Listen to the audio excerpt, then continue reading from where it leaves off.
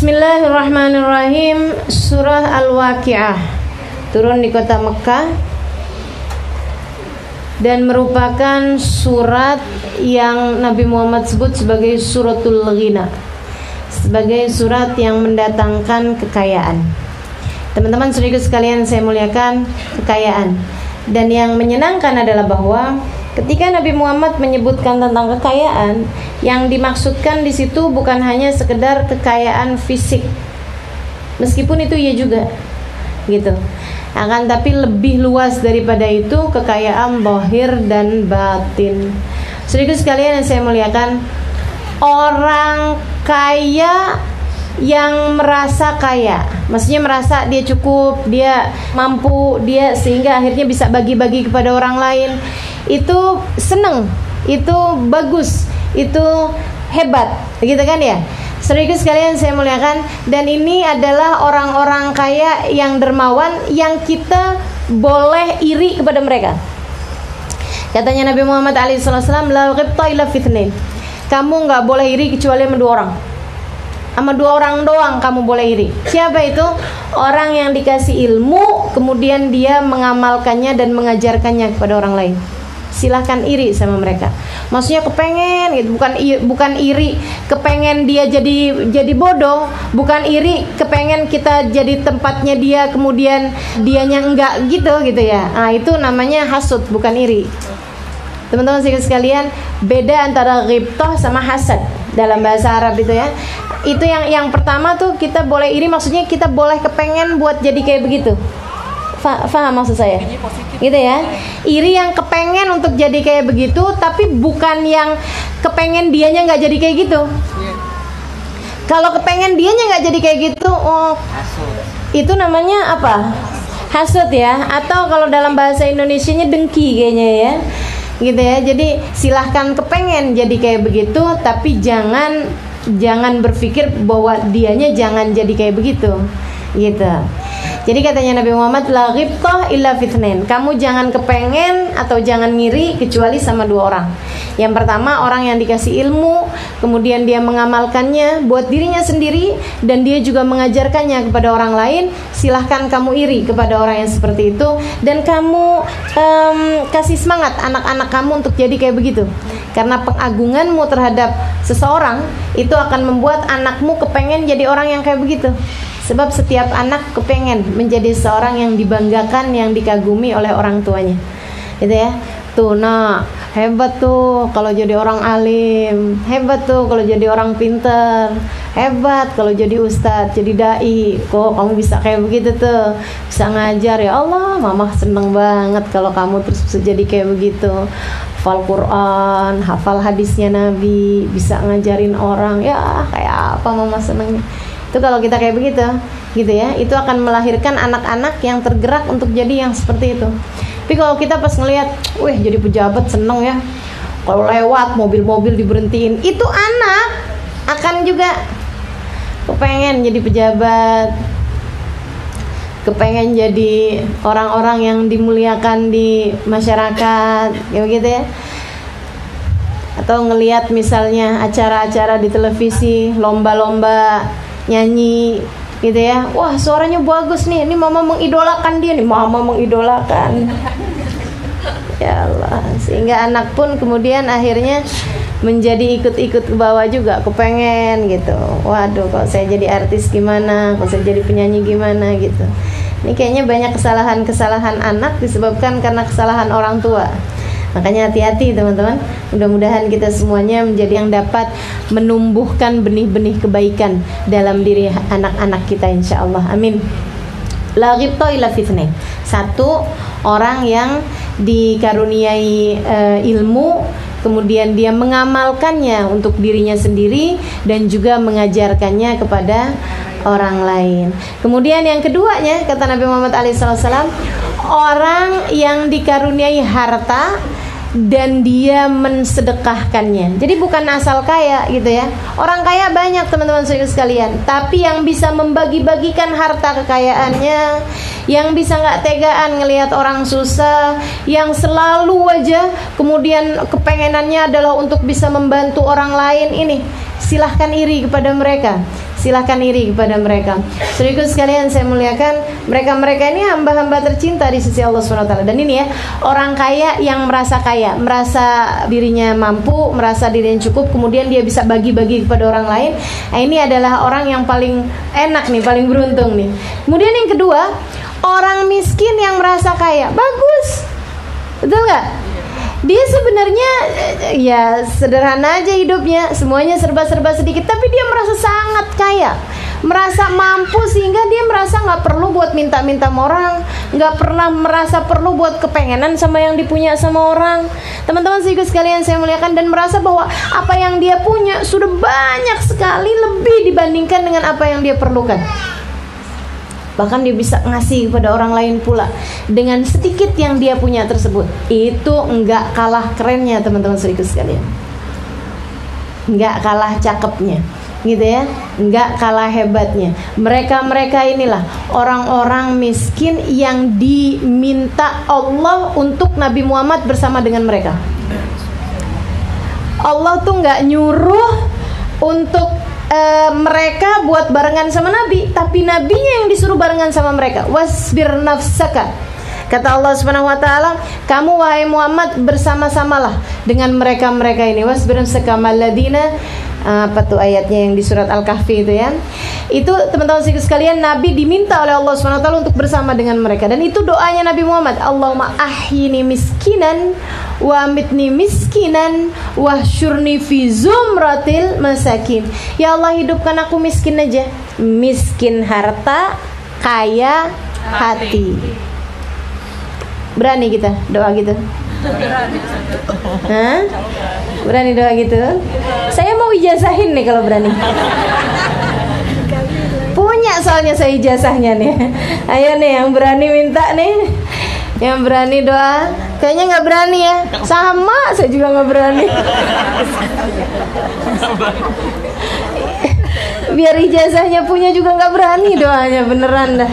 Allahumma ini miskinan, kata Nabi Muhammad alaihissalam. Ya Allah, hidupkan saya dalam keadaan miskin harta, kaya hati gitu maksudnya ya.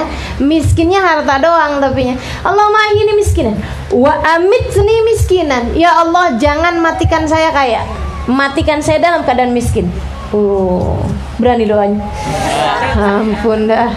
Segitunya tuh Nabi punya anak, Nabi punya cucu gitu ya. Nabi doanya ini miskinan wa amitni miskinan wahsyurni fi zumratil masakin. Ya Allah, kumpulkan saya ya Allah bersama dengan orang-orang miskin, dari di dunia sampai dengan di hari akhirat. Mahsyarkan saya ya Allah, giring saya ya Allah bersama dengan orang-orang miskin. Nah ini kita mintanya kaya mulu nih, serem-seremnya nggak digiring bareng Nabi nih. La ilaha illallah. Mudah-mudahan kayanya yang kaya yang pertama tadi itu ya. Kita doanya kan gitu, ya Allah kasih saya kaya ya Allah. Nanti kalau kaya saya mau sedekah, saya mau gini, saya mau bantuin orang, saya mau banyak ngasih orang gini gitu. Pas giliran datang kayanya, ya Allah, kalau disuruh ngeluarin harta kayak disuruh ngeluarin separuh nyawa. Inna lillahi wa inna ilaihi raji'un. Ini teman-teman sekalian, jadi orang kaya yang merasa kaya, bagus, sehingga dengannya dia bisa bersedekah, dia bisa menyampaikan apa yang menjadi tangan kepanjangan Allah Subhanahu wa taala dalam memberi kepada hamba-hambanya. Kemudian yang keduanya, orang miskin yang merasa kaya gitu ya. Itu juga senang hidupnya. Teman-teman sekalian saya muliakan, yang enggak enak itu adalah orang miskin yang merasa miskin. Iya wajar sih, tapi enggak enak tuh. Dia miskin dan dia juga sangat tersiksa dengan kemiskinannya. Berharap-harap, kepengen jadi orang kaya gitu ya. Kepengenan, ya coba ya saya punya, coba ya saya bisa begini, coba ya saya begitu gitu. Nah ini tersiksa dalam hidupnya juga. Udahlah tersiksa di dunia, tersiksa pula serem bener. Dan saudaraku sekalian saya muliakan, ada yang lebih bahaya lagi dari itu, yaitu orang kaya yang merasa miskin. Ini nggak tahu mesti dikayain dengan apa lagi. Kalau udah dikasih kaya sama Allah SWT, merasa kurang aja, sampai jangankan buat orang lain, buat dirinya sendiri aja dia nggak mau menikmati kekayaannya. Kan ada banyak orang-orang duitnya ada gitu, tapi bajunya ya ampun.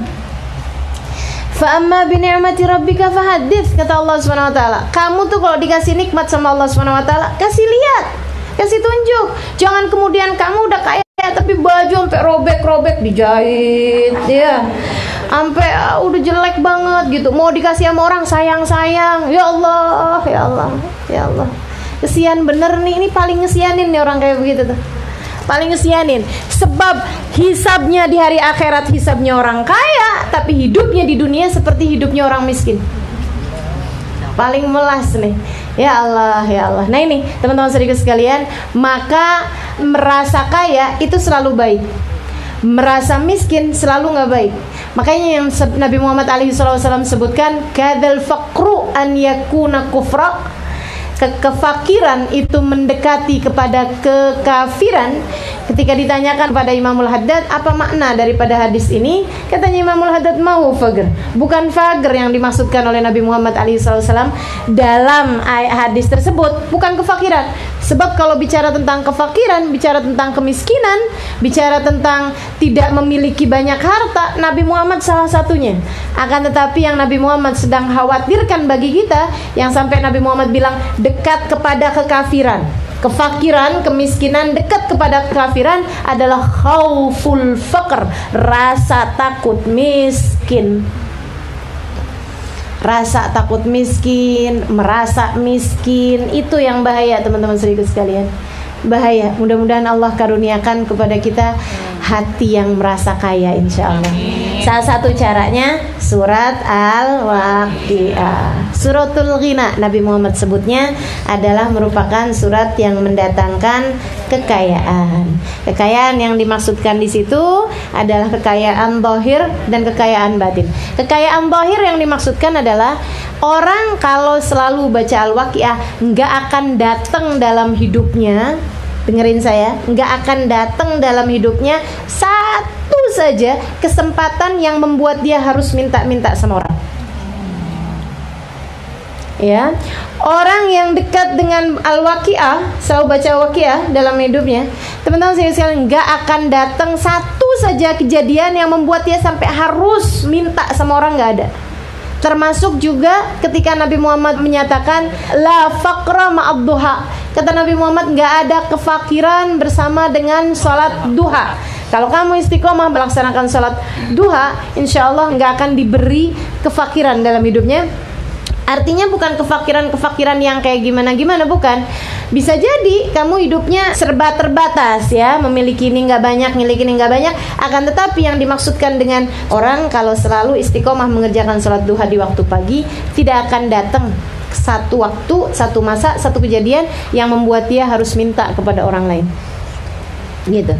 Dan ketika Nabi Muhammad menyebutkan la ghina ma'az zina, tidak ada kekayaan bersama dengan perzinaan, gitu kan?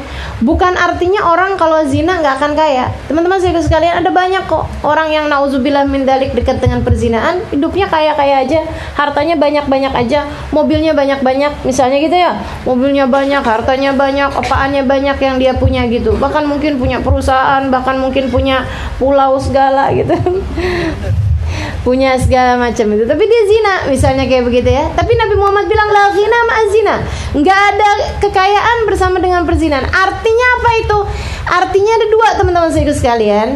Sama dengan kekayaan itu juga artinya ada dua gitu ya. Yang pertama adalah kemiskinan batin. Dia nggak akan dikaruniai sama Allah kekayaan batin. Jadi hidupnya akan merasa miskin mulu, merasa takut mulu, merasa khawatir. Wah, ini kalau usaha yang ini nggak berhasil nih, kita bangkrut, kita nggak bisa makan nih. Padahal duitnya masih banyak, takut nggak bisa makan, serem bener. Wah, ini kalau ada sampai orang yang datang kemudian nyuri harta kita, wah nih bisa ini nih, kalau ada yang nipu kita nanti gimana nih, usaha kita bangkrut dan lain sebagainya gitu. Jadi pikirannya itu dikelabuhi, dirusak sama persangkaan-persangkaan, kekhawatiran-kekhawatiran membuat dia merasa ketakutan miskin. Itu satu. Sama yang kedua, orang kalau berzina pasti akan datang dalam hidupnya satu kesempatan, kalau nggak beberapa kesempatan, yang membuat dia sampai harus minta sama orang untuk makan. Untuk makan, entah itu dia lagi musafir, ya, lagi berada di satu negara yang sampai bikin dia kehabisan semuanya, kehilangan semuanya, hilang paspor, nggak bisa gesek uang apa segala macem gitu. Jadi artinya meskipun kaya sekalipun pasti aja ucapan Nabi itu pasti selalu benar. La ghina ma'azina, nggak ada kekayaan, nggak ada kecukupan bersama dengan zina. Sebagaimana la faqra ma'adduha, bersama dengan salat duha tidak akan ada kefakiran. Artinya bahwa orang kalau selalu salat duha, insya Allah dikaruniai Allah Subhanahu wa ta'ala kekayaan batin, perasaan merasa cukup, qanaah dengan apa yang Allah Subhanahu wa ta'ala beri. Nah itu satu. Sama yang keduanya, dikasih kekayaan, artinya merasa cukup aja dalam kehidupannya, tidak akan datang dalam kehidupannya kesempatan atau waktu atau kejadian yang membuat dia harus meminta kepada orang lain untuk makannya dia, untuk kehidupannya dia.